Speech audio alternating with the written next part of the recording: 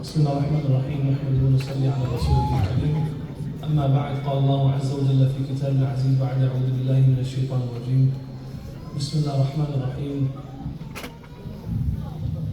ومن أراد الآخرة وسعى لها سعيها وهو مؤمن فأولئك كان سعيهم مشكورا وقال عليه الصلاة والسلام قال جبريل عليه الصلاة والسلام يا محمد عش ما شئت فإنك ميت واحبب من شئت فإنك مفارقه واعمل ما شئت فإنك مجزي به أو كما قال عليه الصلاة والسلام. Brothers and sisters, today will be almost 3 months since our brothers and sisters in Gaza have been going through the current crisis. And you can see a shift in the community within the last 3 months, from the day it happened till today.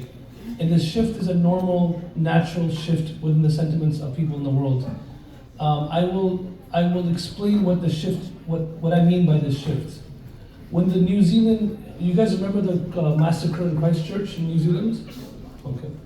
When the gunmen came inside the masjid and gunned down all these musallis who were praying salah in the masjid for Jum'ah, myself along with a few other scholars, we flew down from America to New Zealand. I remember when I went to New Zealand for the first time, we got there and the shuhada, their bodies were not buried yet. They were still waiting for some investigation, and Jum'ah was the day they're going to bury them. So around 48 to 50 shuhada were buried on Jum'ah after Jum'ah Salah. We got there on a Wednesday. And I visited the loved ones. I saw the bodies of those who were shuhada. The first time in my life I seen dead bodies in front of me with gunshot wounds. And it was a long trip from here to New Zealand. I remember after visiting the hospital, the funeral home, and looking at the mass grave sites. They dug up like 50 graves. And like one after the other, empty graves. They took us over there. I remember walking to our hotel, and there was a few brothers with us, and they were hungry. So they were going to stop at a Nando's. Over there, Nando's is halal. So they said, Sheikh, we're going to eat some food. I said, no problem, I'm hungry as well. We haven't eaten since I left Michigan. It's been almost 2 days. I remember when we walked in, I walked out and I started vomiting. Because I could not imagine eating food after that experience. I couldn't eat food. I told the people, you guys go, I'm gonna go to the room. And then I started thinking, what's wrong with those guys? How can they eat and I can't eat? Right? So of course, naturally you start thinking, I don't want to think negative about them. But I realized something very quickly. All 3 of them were doctors. All 3 of them were doctors. 2 of them were ER doctors. So they see dead bodies all the time. They see gunshot wounds all the time. It was not as if their iman was weaker than mine or mine was stronger than theirs. They were just used to it. They were immune to it. And this is what I'm talking about today. We can never get used to, immune to our brothers and sisters being oppressed. This feeling of, okay, it's happening. Imagine getting used to or immune to seeing the Kaaba, where you've seen it 5 times, 10 times, and it doesn't give you the same feeling anymore. That would be a horrible feeling. I love going to Mecca with people who go there for the first time. And those who walk in for the first time, I love looking at their faces versus looking at the Kaaba. Adults, converts, people who are tough people in America, they go there and they break down. So instead of looking at the Kaaba, you're looking at their faces. But that's not the same expression on people's faces who go every single year 3-4 times. How can we bottle in that energy where that level is still there? That every single time we walk into Medina Munawwara, we still feel the same. Every time we see the Kaaba, we still feel the same. Every time we open the Quran, we still feel the same. How can we? Imam Shafi'i rahmatullahi alayhi was an orphan, and he was from Gaza. Where was he from? Gaza. His father passed away, his mother moved to Mecca. He studied in Mecca. After he became a scholar of Mecca and he studied from everywhere he could in Mecca, he decided to go to Medina and study with Imam Malik. He needed to get a referral. You know those reference letters? He needed someone to refer him to Imam Malik. Because Imam Malik was tough. So he gets the Amil, basically the governor of Mecca, to write a letter for him to the governor of Medina. He said, yo, hook me up. So he gets a letter written. The governor of Medina sees the letter. He knows that Imam Malik, it's not that he was a tough person, but some ulama have a lot of ru'b. They're very towering personalities. Americans can't stand those people. And some of them are easygoing, but those type of scholars get walked over all the time. Like, I am the worst teacher because people can take advantage of me. You can come late, you can miss days, no problem, right? But this is how I am. Imam Malik, when he received the letter from the governor that this person is interceding on his behalf, that you accept this boy as your student.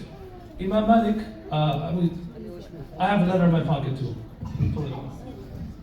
This is a pretty cute letter, by the way. This guy right here who wrote the letter, look what it says. It says, to my wonderful neighbors. This is an old man, that's my mom's neighbor, who just died 2 days ago. And he was on his way to the hospital. In the ambulance, he dictated a letter to his son. And he had stage 4 cancer. And as he was going to the hospital, in the ambulance, he made his son, who was autistic, write this letter. And then he put it in our mailbox. And he passed away without kalima. That's one of the times I felt like, sometimes it's better to be a little bit aggressive. Don't be passive.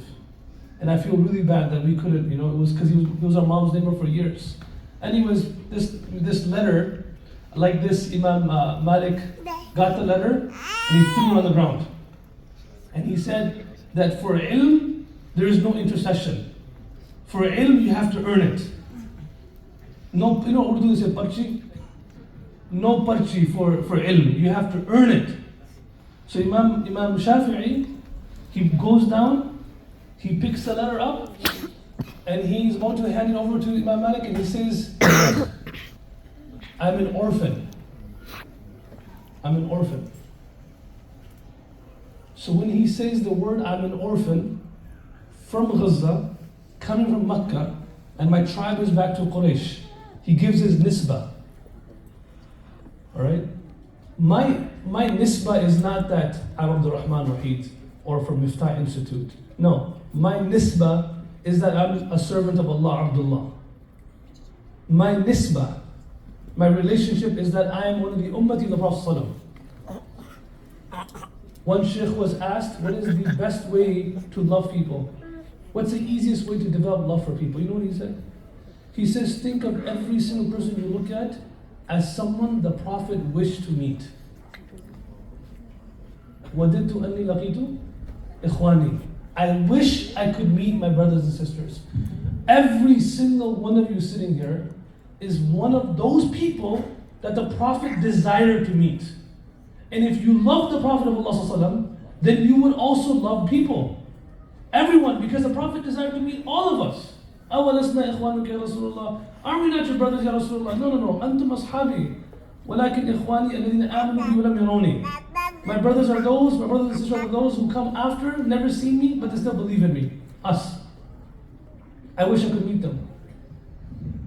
This is our love for the Prophet of Allah. Like when you have love for your mother and father, and your father passes away, you love those who your father loved. You want to meet them. You want to go out of your way to see them. So nisbah is a big deal. Today we're looking at this relief for Gaza.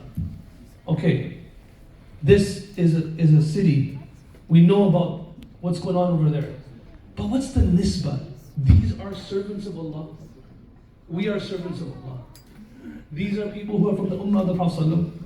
We are from the ummah of the Prophet. Like Imam Shafi'i saying, I'm an orphan. I remember in our boarding school, we did not accept one student. He applied again, we didn't accept him again. We have like a pretty strict process. 3 times we rejected him. The mother asked for my number, and the person in the office gave my number. He gave the number because he knows I never pick up my phone. He said, it's okay.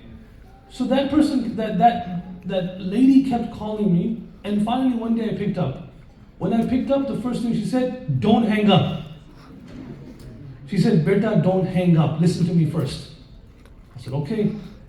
I said, before you say something, let me tell you my authority. I said to her, I don't have authority to accept your son by myself. So you can speak as much as you want, but that's not my authority. That's not my jurisdiction. Well, but go ahead and speak. She said, listen, my husband passed away when my child that I'm applying for a school, when he was in my womb, 4 months, I was pregnant, my husband passed away also. My son is an orphan. And when I was pregnant with this only child of mine, me and my husband, we both used to speak about all the time that we're going to spend all of our money and energy to make my son a hafiz. She said that I am from New York and I have been sweeping apartments all my life to take care of him. And now I'm applying to your school and you're not accepting him? You need money, I'll sweep more floors. Right? And then she said one other thing. And she says, listen, this is people use this card all the time, but listen, if someone uses it, you have to respect it. She said, and I have my lineage back to the Prophet of Allah sallallahu alaihi wasallam. I'm from his family. I said to her, send your son. What would you say? What would you say? We wouldn't say anything different. I said, make sure your son is on the next bus or plane here. We'll take care of him. He was there 48 hours later. He was sitting in the class. I forgot to tell the other ulama, Sheikh Ammar, my older brother. So on the WhatsApp group, they're walking by and they see this kid sitting in the class. Every single one of them say to me, who do you think you are, the boss or something? I'm like, yeah. Who do you think you are? Like, you accept this kid? You never told us what's going on? And everyone's saying the same thing. I was teaching. In my lunch break, when I saw all these messages, people are going back and forth. See, this is why we have a process, and then you go against the process, and you do this, you do that. I just messaged back. I said, the mother spoke to me. She said her son is an orphan, and he's from the family of the Prophet of Allah sallallahu alaihi wasallam. Nisbah. No one said anything. We never spoke about it again. Right? This is nisbah. Imam Shafi'i takes a letter, gives it back to Imam Malik and says, I'm an orphan from Gaza, living in Mecca from a family of Quraysh. So Imam Malik now you said you're an orphan. He has to listen to you now. So he asked Imam Shafi'i, coming to this part. He says to Imam Shafi'i, do you know the Quran? So all of us sitting over here, that's the first question you should ask yourself. How much Quran do you know? Imam Shafi'i says, yes, I know the whole Quran. Imam Malik tests him in many places. Now, Imam Shafi'i says he would test me. You know this Hifz exam, Qari Hashim? With Hifz exams? This is the first Hifz exam in the history. Yes. First Hifz exam in the history is right here. Standing on the door. Imam Malik is taking the exam of Imam Shafi'i at his door. And you know how Qari Hashim takes Hifz exam? With a stick in his hand. Okay, Tajweed Institute. Alright. No, not that. Alright, you know how Imam Malik was taking Hifz exam? Subhanallah. Imam Malik was saying, read from here. Imam Shafi'i started reading. Imam Shafi'i says, I was looking up as I was reading, he was crying. Tears flowing down his eyes. Beard getting wet. And then he would say, stop, read from here. I read from there, just tears flowing down his eyes. Habibi, I'm saying Habibi to the brothers. How many times do you think he read that verse before? Thousands, millions. But the impact was as if he just heard it for the first time. There was no such thing as being immune. There was no such thing as getting used to things. Because their hearts were so clear. It was as if they heard it for the first time every time they heard it. Imam Shafi'i said that he tested me in many different places. Every time I answered the question, I'm reading, he's just crying. He's just crying. He's just crying. Before I say the second question, some of you seen this before. I have never understood this, but when a non-Muslim converts to Islam, when he or she is reciting the kalima, is there any converts here? MashaAllah, bless you, sister. Okay. If someone, when they accept Islam, they say the kalima. Have you ever seen this before? They're reciting the kalima and they're crying? They're reciting the kalima and crying. Why? Why? We recite kalima all the time. It's nothing emotional about it. We never cry. When a non-Muslim is reciting the kalima accepting Islam, he's crying. She's crying. It's interesting. It's very interesting why they do that. I'll give you an example why they do that. One of our friends, he was telling us, they were in England and it was very, very cold one morning, and they were in the masjid.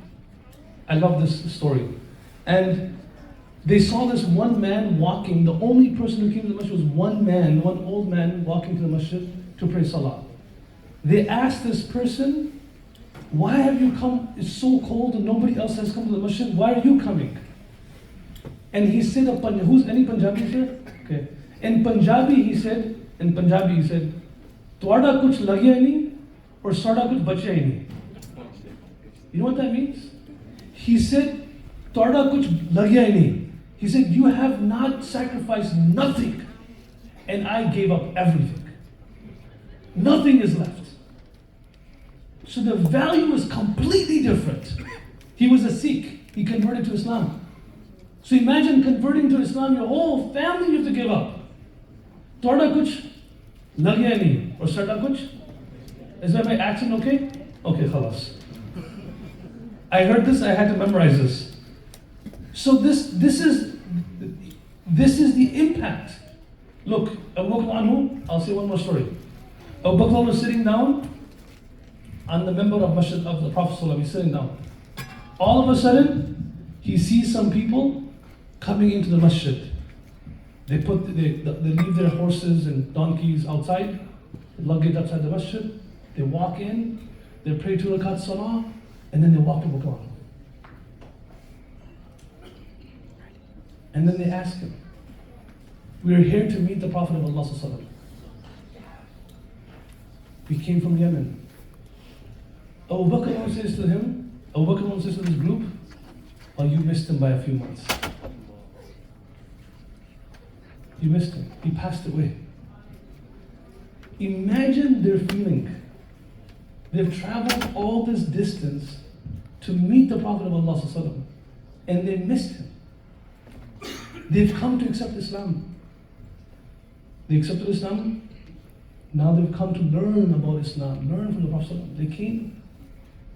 So you missed him. The Sahaba say, a few days after the Prophet passed away, we were sitting in the masjid, all of us quietly sitting in the masjid. One person walks into the masjid, and because the Prophet's gathering was such that if someone never saw the Prophet before, the first question he would ask, Man minkum Rasulullah? Because everybody dressed the same, sat the same, looked the same. So a person would not be able to differentiate. He would ask, which one of you is the Prophet of Allah? A few days after the Prophet ﷺ passed away, a man walks in. He thought Abu Bakr was the Prophet of Allah. He said, Assalamu alaikum ya Rasulullah. The first time in a few days they heard Ya Rasulullah, everyone started crying. Everyone started crying. SubhanAllah, Bilal radiallahu anhu could not give adhan anymore. Because when he said, Ashhadu anna Muhammadan Rasulullah, he used to always look for the Prophet of Allah walking around the house. And now he's saying, Ashhadu anna Muhammadan Rasulullah, and the Prophet's not walking out. He said, I can't give adhan anymore. No more, I can't give adhan. It's too much. And he left. He went to Syria, and the Prophet came in his dream. He says, Bilal, how come you left me? And you never come to see me? Bilal gets up and comes all the way back to Medina. They say in the streets of Medina, Hassan and Hussein will go to Bilal. Oh Bilal, please, give adhan once more. He said, I can't.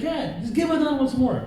Wallahi, I'm telling you, these are things that I don't know I never knew what they meant until I lost my brother. My brother passed away, youngest one, 3 years ago. Things that we did with him, we don't like to do without him. It's just a natural thing. I started playing tennis with him in COVID. And we used to go play tennis every single day. We bought rackets together, tennis balls together. I used to cheat all the time. It's out. No, it's not. Okay? For months. And then all of a sudden he passed away. I've never picked up a tennis racket again. I never understood Bilal's story. But because that adhan is so connected to someone you love, you just can't do it. Right? It's not that you don't like it, you just can't do it anymore. So they said, please Bilal, give adhan, please. And they say he got up and he started giving adhan. Insha Muhammad Tal will give adhan. Allahu Akbar, Allahu Akbar. They say that the streets of Medina were flooded. The women, the children came out of their homes thinking the Prophet is coming back. Remembering the Prophet's days, everyone was crying. So Abu Bakr was sitting there. These people missed the Prophet by a few months. Abu Bakr says, come, sit down over there. He puts him towards his right. He asked one of the companions, sit with them and teach them the Quran. And this is a beautiful thing. In those days, ilm was taught from a person to a person, not from books. So it was lived experience. There was a lived experience behind this. Not like when someone accepts Islam and you give them pamphlets. No. Right away, sit with them and teach them. So this one person, he appointed to sit with them and teach them Quran. Abu Bakr was sitting down, he's watching this whole thing. Now these people have never heard the Quran before. They've heard about it. They've heard about the Prophet of Allah. They've traveled so far away. They never heard the Quran before. This man starts reciting the Quran to them. As soon as he starts to recite the Quran, these people break down and start crying. Abu Bakr looks at them. Now, no, Abu Bakr was a person who always cries too. Remember, he could not lead the last prayers before the Prophet passed away? Because Aisha said, I know my father, he won't be able to finish the salah. His heart was so soft. He is saying, هَكَذَا كُنَّا ثُمَّ قَصَدَ الْقُلُوبِ.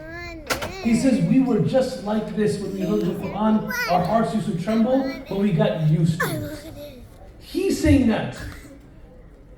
So Imam Shafi'i picks up the letter, says this. He asks him about the Quran. How much Quran do you know? Then he asks him, how much hadith do you know? He tells him, I know your entire book, Muwatta.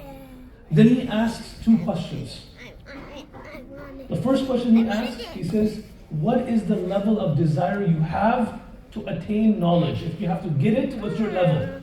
You know what he said? He said, like, you know the desire and the enthusiasm and the yearning of a mother who only has one child and she loses that child. How she will live day and night looking for that child. That's how I do to learn knowledge.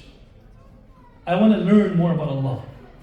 The second question he asked, what is your level of enjoyment when you hear about Allah and you hear the Quran and Hadith?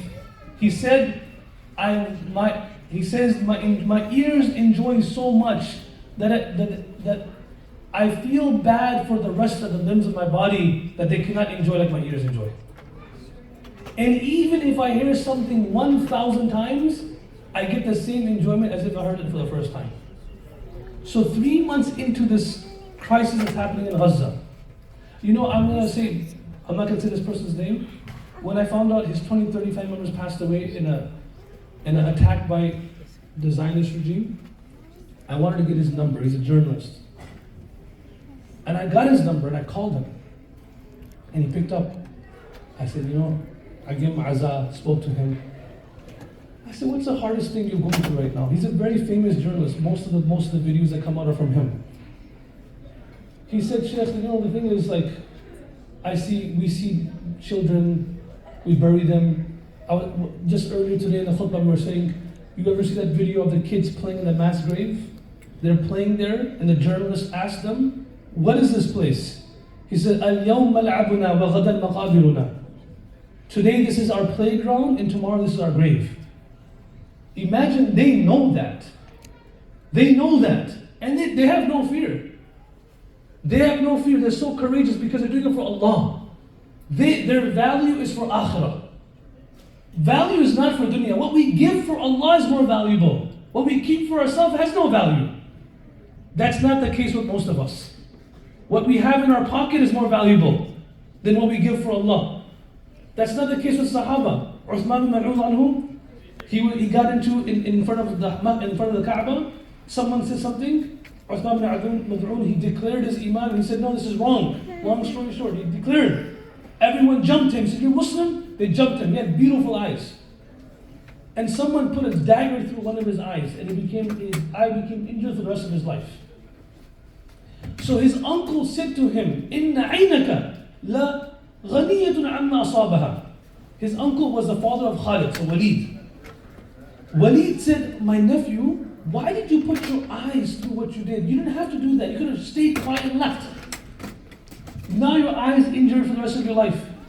He says in response to his uncle, Inna ayna sahiha la faqiratun ila mithli ma asaba ukhtaha fi sabilillah. He says the eye that can see wishes it was the eye that cannot see. Because the eye that cannot see was given for Allah. And now it's more valuable in the eyes of Allah.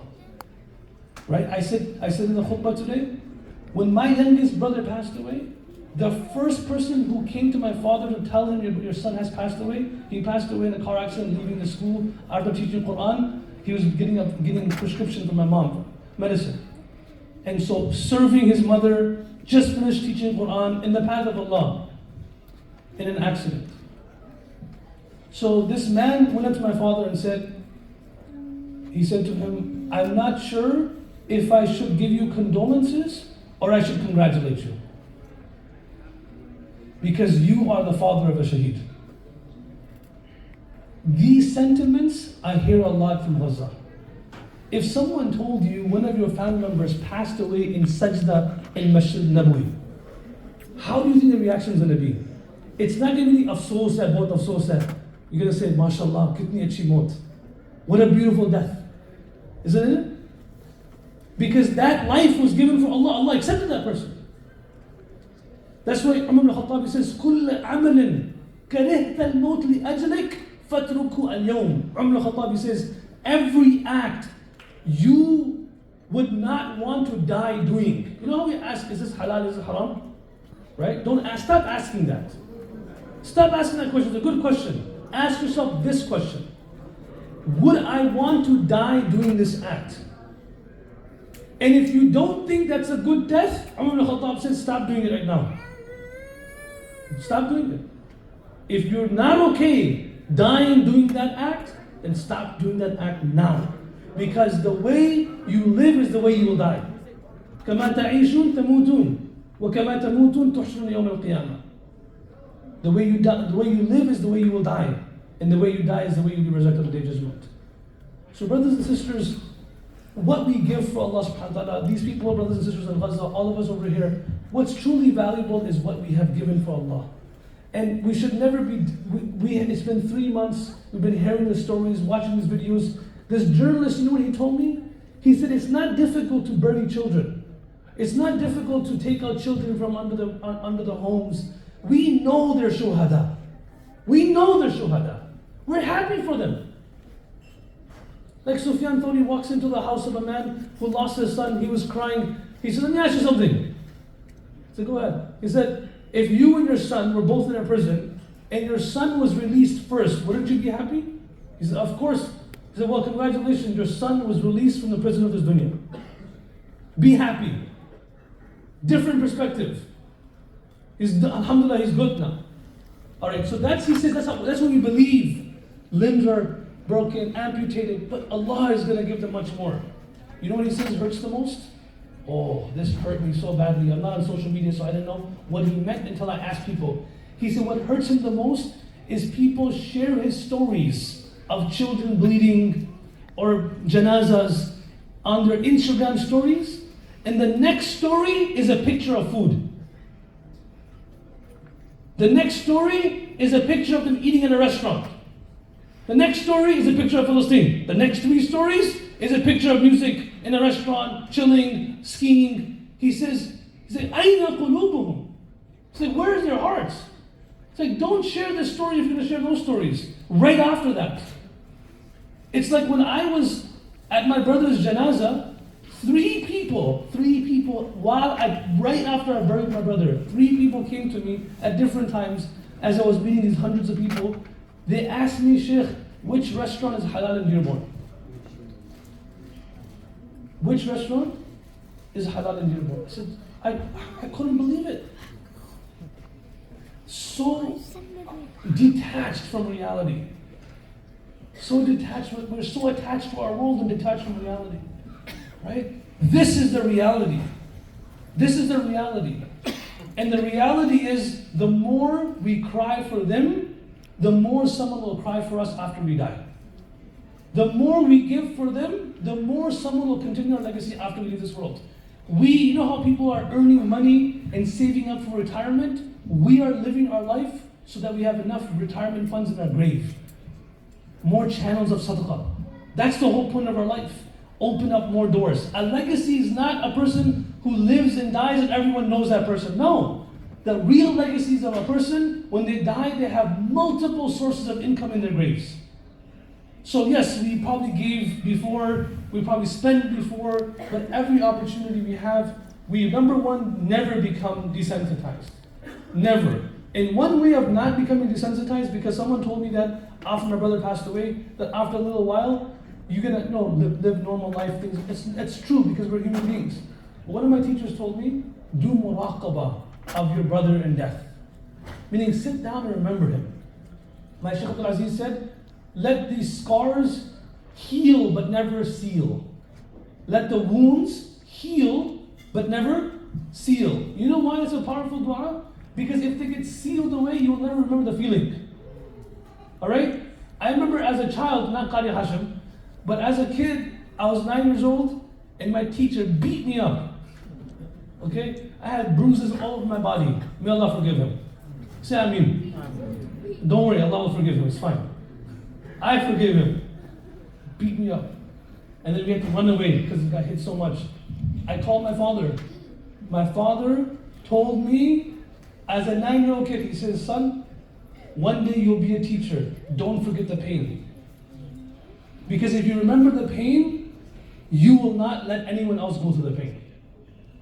وَكَذَلِكَ نُوَلِّي بَعْدَ الظَّالِمِينَ بَعْضًا مِمَّا كَانُوا يَكْسِبُونَ. Allah says in the Quran, the greatest oppressors were once those who were oppressed.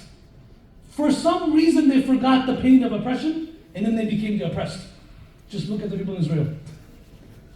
For some reason they forgot it. And then they become the greatest, the cycle of life. You were oppressed, and now you become the oppressor. So let the wounds heal but never seal. Yes, we need to live our life. We have to be happy. We have to get married. But we have to do muraqabah. Think every day about people over there in the world, especially in Gaza today. Think about them. Maybe I have one video I watch every day.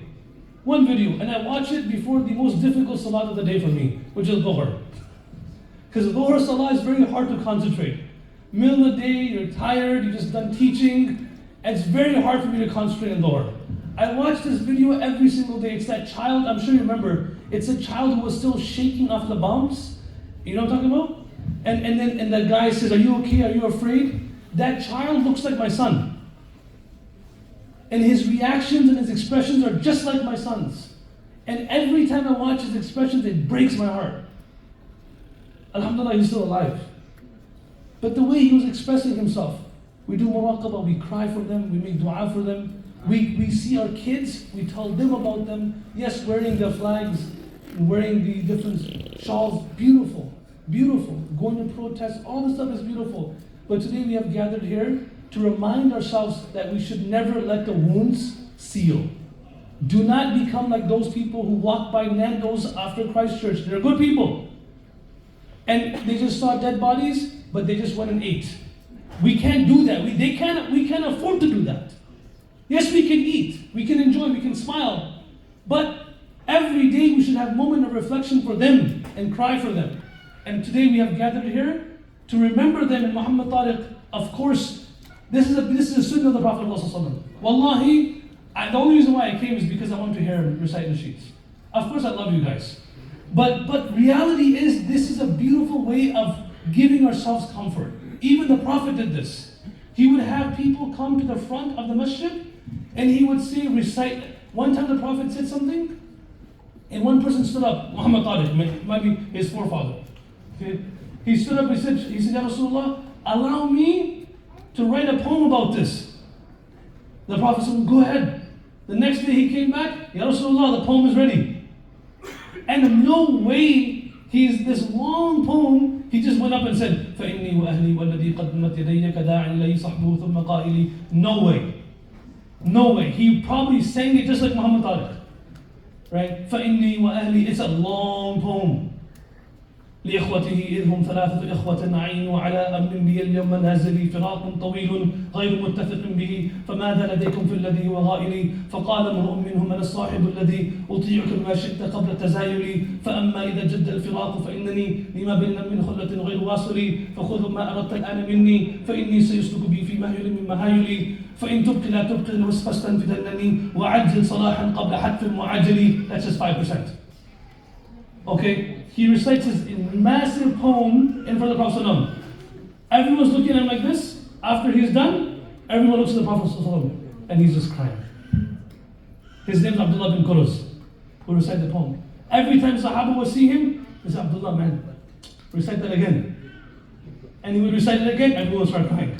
Sunnah of the Prophet, they went through suffering, but they did that as well. So we came together for Gaza to feel good a little bit, to be reminded of what's going on about the Prophet of Allah, about the people and brothers and sisters of Gaza. But at the same time, there's an organization here. This is not my organization, Human Development Fund. They're here to collect money on behalf of those brothers and sisters. If we can't get there, let our du'as, our tears, and our funds get there. Jazakallah khair. Assalamu alaikum wa rahmatullahi wa barakatuh.